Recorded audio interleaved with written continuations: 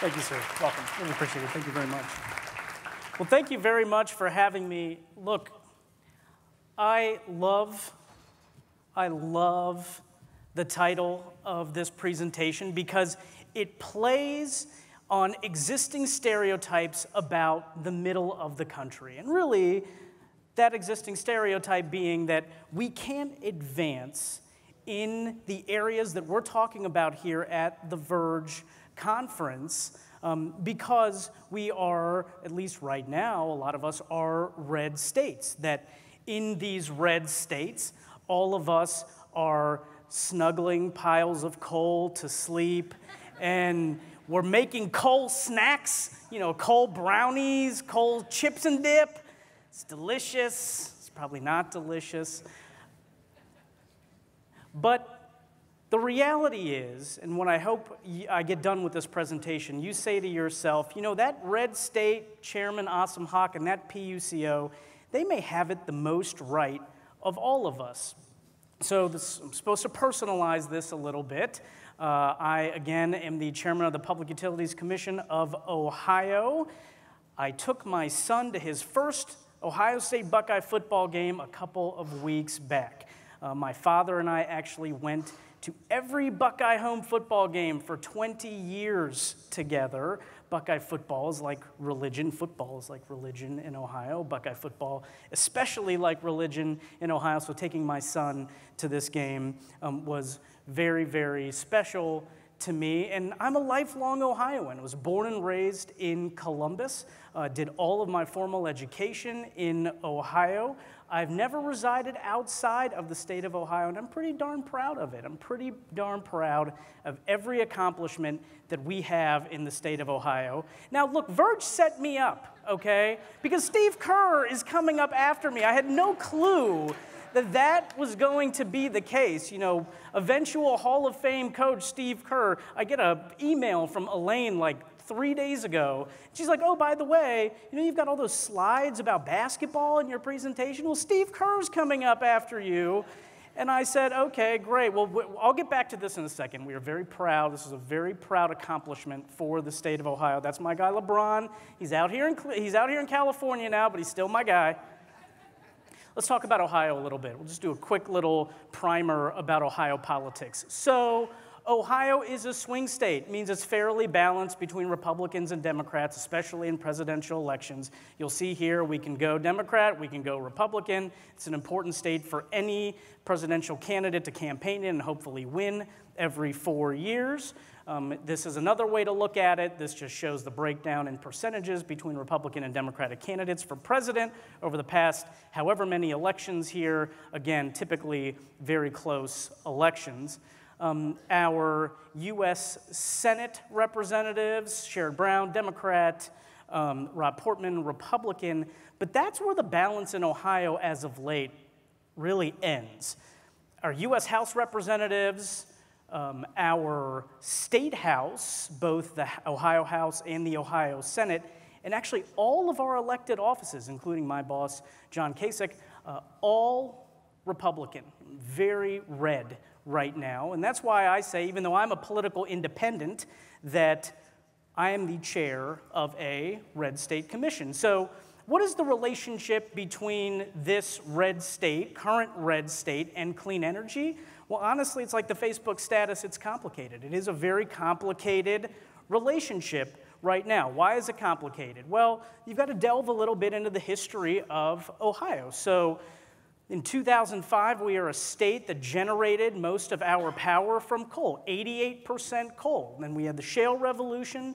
Slowly but surely, you're seeing that coal percentage decrease, natural gas increase. Nuclear is held steady, about roughly 7%, and we have a share of renewables increasing in the state of Ohio. So that's been essentially what's been happening with generation, still predominantly very fossil. The debates that are going on right now at the FERC, at DOE, at the White House about the future of coal and nuclear plants, well, I'm sort of sorry that actually originated in Ohio in 2013, at least this initial round of issues that are being discussed in DC. Renewable portfolio standards. We have renewable portfolio standards. They are constantly up for discussion and debate in our state legislature, typically whether to reduce or eliminate.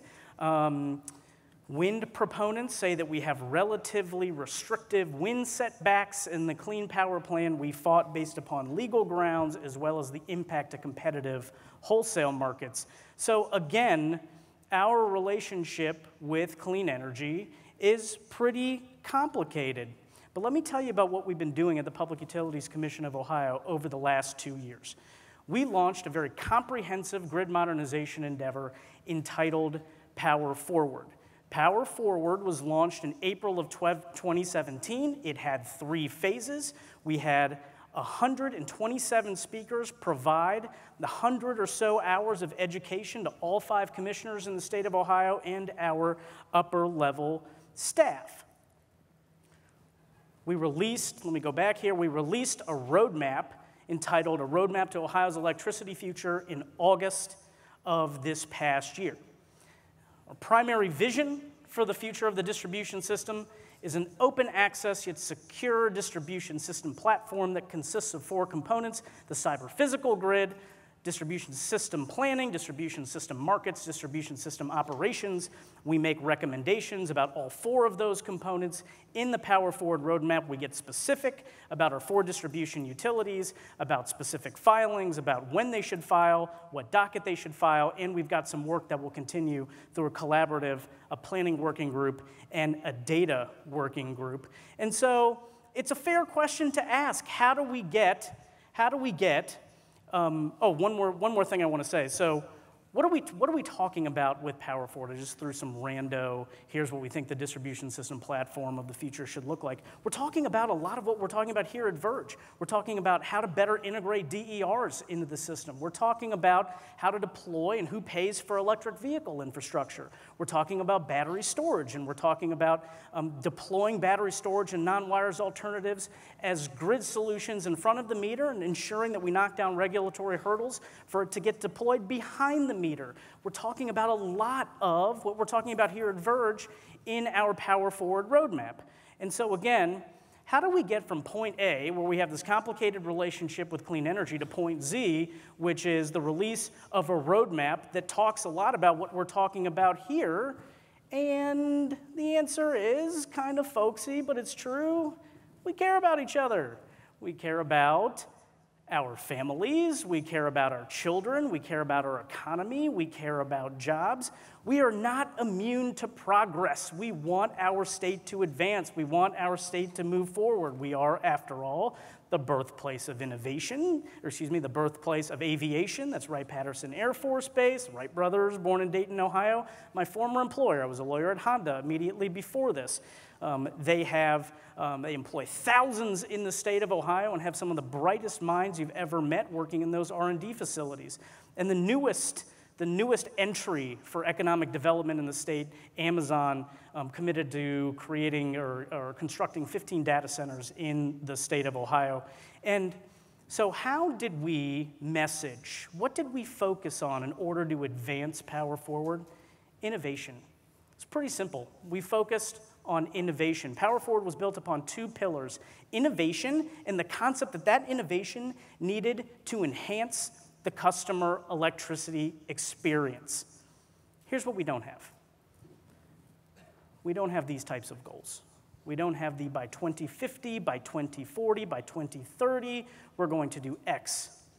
In fact, we don't mention the word clean once in the Power Forward final roadmap. It's 44 pages long. We don't mention the word clean once.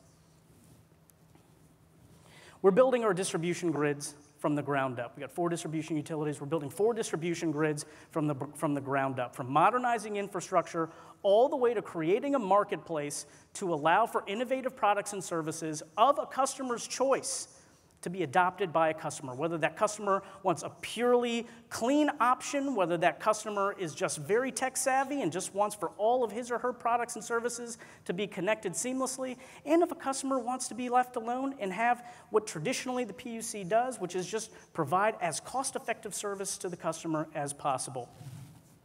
Look, the coasts are incredible. The coasts do amazing things, brilliant things. This team that Coach Kerr is coaching, one of history's best, and he's one of history's best coaches. Don't give him a round of applause yet. He's not even up here. All right, this is my talk, for goodness sakes. But who knows what this is? This is the block, the famous block, 2016 Game 7. Don't sleep on states like Ohio, okay? Don't sleep on states like Ohio. You may say, that's a red state, that's a lost cause. I'm not going to spend time in that state, but we care about each other. We care about each other's families. We care about progress in the state. And when leadership meets the type of fortitude that you typically see out of your Midwestern states, great things can happen. This is one of those moments of greatness. Power Forward, I believe, is a moment of greatness for the state of Ohio. We have changed power delivery forever in the state of Ohio. I'm really proud of it. I hope you'll check it out. Thank you for your time today.